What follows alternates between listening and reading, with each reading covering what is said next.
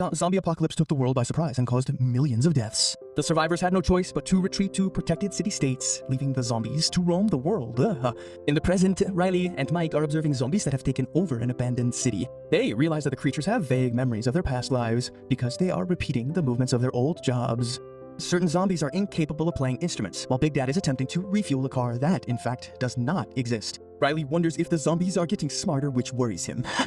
At that moment, Big Dad growls because he can smell humans nearby.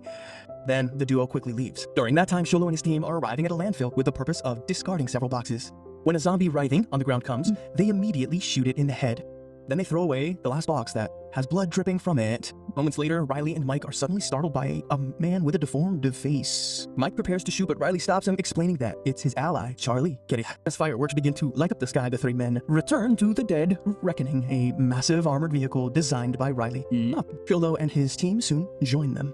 It turns out these people use the Dead Reckoning to travel through zombie-infested areas to gather supplies. Opinions. Riley tries to warn Sholo that the zombies seem to be thinking, and perhaps even communicating with each other, but Sholo doesn't take him seriously. Then he gets on his motorcycle, and Mike joins him, asking why they only attack at night. Sholo says they need it to be dark to light the fireworks that are used as a distraction. It turns out the zombies can't take their eyes off them. The humans roam the city in their cars and motorcycles, searching for supplies and shooting at distracted zombies as they pass.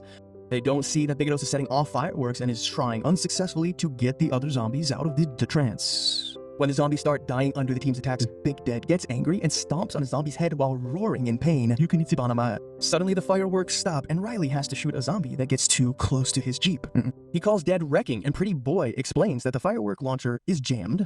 Riley immediately calls the rest of his men and tells them to come back. Everyone runs back while Dead Wrecking provides cover, shooting each approaching zombie and causing some explosions. Riley notices that Cholo hasn't returned and calls him again, but he says he has something to do first. Later, Mike, Cholo, and Foxy enter a store to get some bottles of alcohol. When Cholo opens a refrigerator, a zombie jumps out and attacks him. Then they end up fighting on the floor. After some struggle, Cholo manages to grab the zombie's head and shoots it with his harpoon gun to kill it. Then he empties a cigarette box on the floor and tells Mike to pick them up, while he and Foxy are taking the alcohol outside. Mike stretches over the counter only for a hidden zombie to suddenly bite his arm. As Mike runs in panic, the zombie follows him, but at that moment Riley arrives and shoots the creature in the head. He then tries to help Mike and Tolo asks him to step aside because he wants to shoot Mike before he transforms. While they argue, Mike shoots and gives up.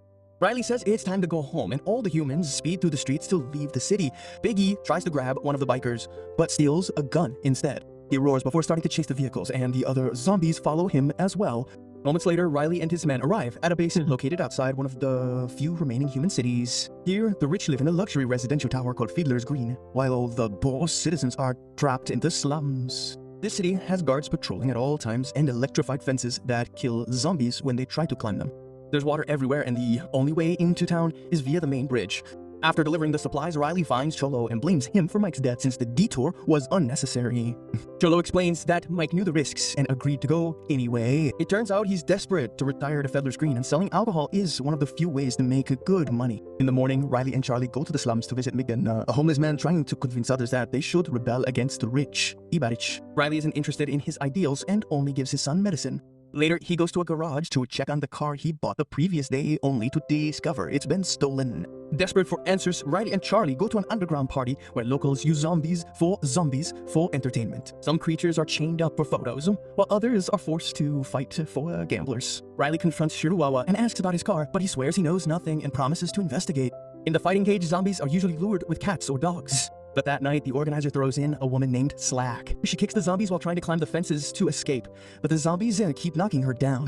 The crowd loves the show. However, Riley is horrified when he finally discovers what's going on. He opens fire to kill the two zombies, and the crowd flees in panic. Chihuahua tries to use the chaos to shoot Charlie, but accidentally shoots a random man. Riley hears the gunshots and immediately takes down Shirua. However, he is still alive and opens fire on Riley when he turns around.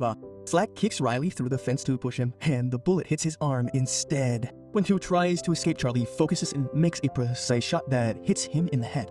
While Riley tries to check on Slack, the police arrive and arrest everyone. Later, in prison, Slack explains that she was used as bait because of an order from the city leader Kaufman, who discovered she was trying to help Megan's rebellion. She also reveals that she trained to join the army, but when the apocalypse happened, they forced her to become a prostitute.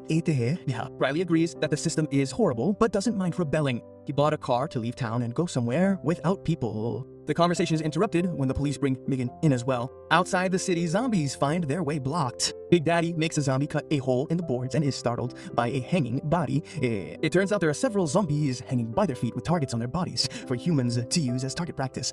This leaves Big Daddy even more hungry for revenge. Meanwhile, Sholo goes to Fiddler's Green to meet with Kaufman, only to almost be attacked by Nip the butler. Felipe explains that Kaufman isn't home and that he's scared because he hears strange noises in another apartment. Sholo breaks down the neighbor's door and finds the body of a man who has given up.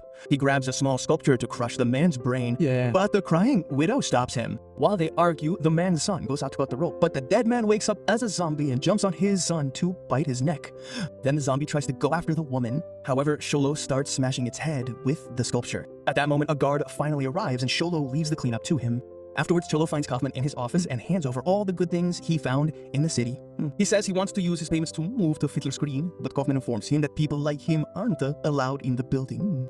Cholo, annoyed, starts complaining, revealing that he has been working for Kaufman for the past 3 years and killed his political enemies whose bodies were in the boxes earlier. Kaufman doesn't care and calls a guard, so Cholo quickly leaves while the leader orders his man to kill him. On the stairs, the guard tries to attack Cholo, who anticipated this and acts quickly to defend himself. He knocks the guard out and steals his weapon. That night, Cholo and the team go to the base with a plan to steal the dead reckoning. Nearby, 2 soldiers are training, shooting at an inflatable man.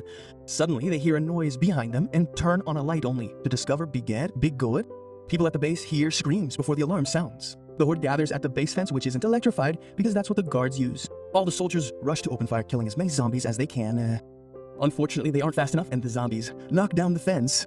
The team uses the distraction to steal the dead reckoning, and Foxy and Pretty Boy think they should fight it, but Cholo refuses. Zombies invade the base and begin attacking the soldiers, who are outnumbered to win the fight. When the dead reckoning leaves the base, Big Dead opens fire. However, the bullets ricochet off the vehicle's armor and hit some gas tanks, causing a massive explosion. After feasting on the soldiers, the zombies see the bright lights of Fiddler's Green and begin moving in that direction.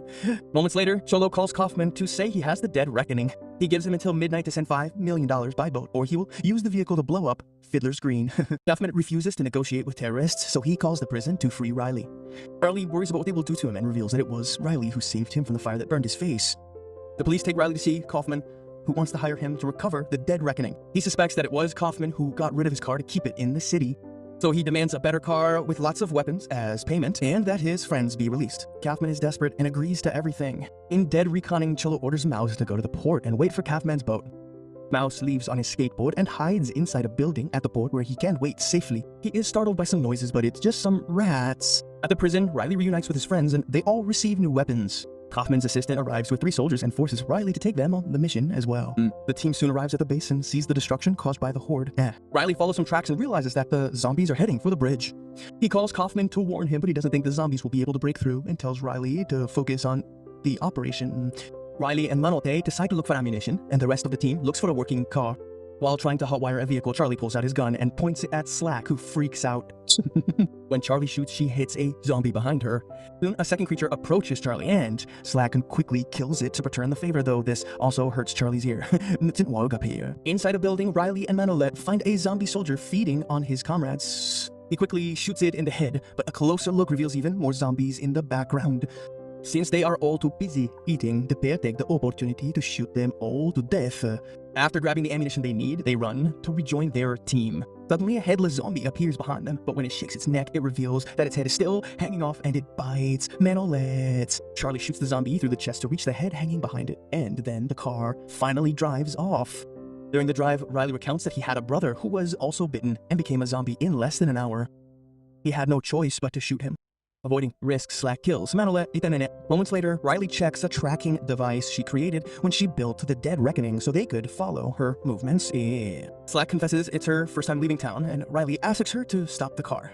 Then he and Charlie point their guns at Motown and Pill's battery, while Riley theorizes that they were ordered to kill him after recovering the dead reckoning. Riley informs them that she doesn't want Calf keeping her creation and plans to escape in it. If the soldiers don't like it, they can leave now. Moan and Pillsbury see the zombies in the area and agree to cooperate. In Fiddler Green, Kaufman gathers the council members and informs them that he has secret outposts ready with supplies for emergencies like this. At the Dead Reckoning, Cholo sees a zombie nearby and interrupts her exercise just to kill it.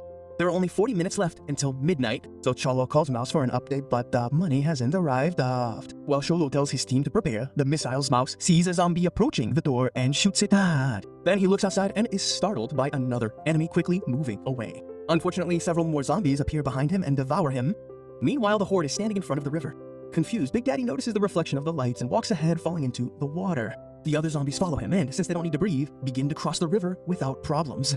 Back with the team, Riley observes the Dead Reconning's route on her device and concludes that it's heading for the hill so they can fire the missiles from a perfect angle.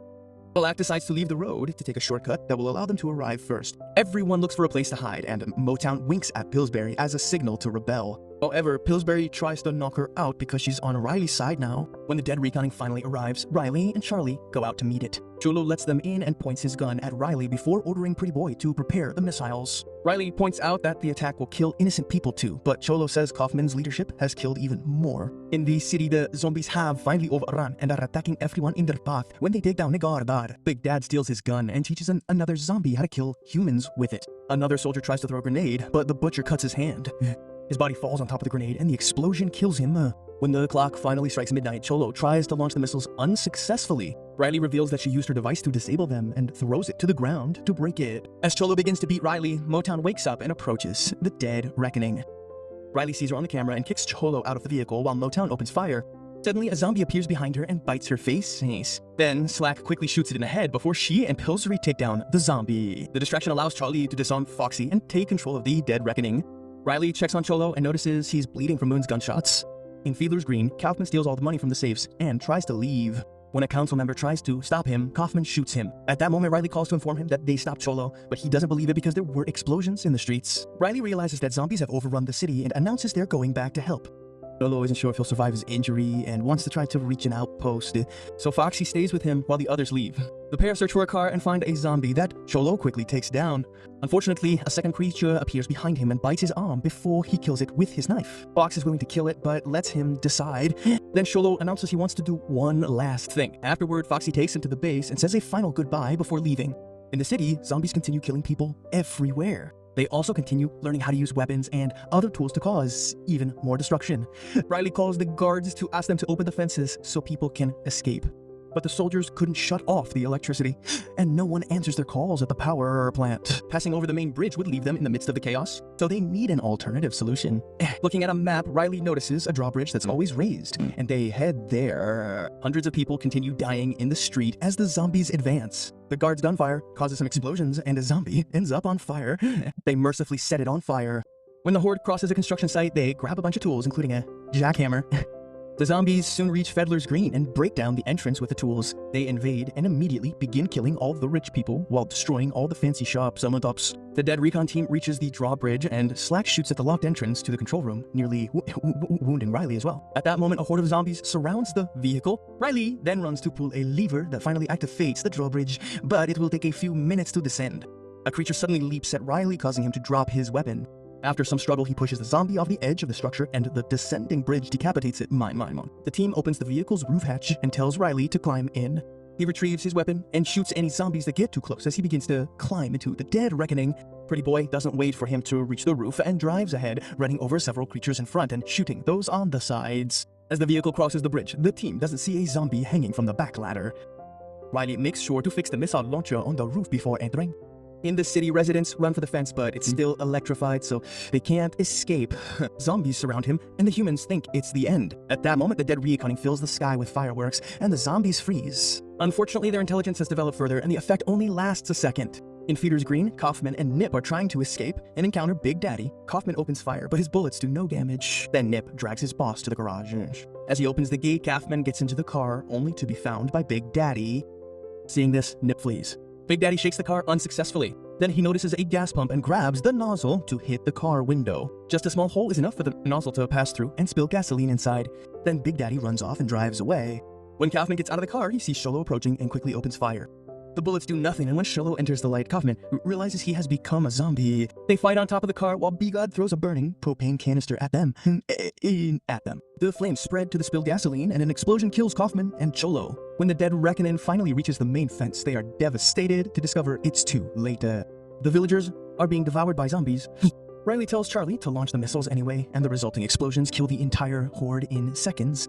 After a brief moment, a group of survivors emerges from the hideout, so all the team's efforts were worth it. Afterward, Megan asks Riley if he will join the crowd evacuating the city, but Riley announces he's going to Canada with his friends. At that moment, the stowaway zombie jumps into the dead reckoning and tries to attack one of the guys. Riley hears gunshots and runs back to the vehicle, only to find Pillsbury has already killed the zombie. On the bridge, Big Daddy is guiding the surviving zombies. Freddy Boy wants to open fire, but Riley points out they are just looking for a home. So the whole team sets off on dead reckoning, shooting fireworks their way to Canada, thus ending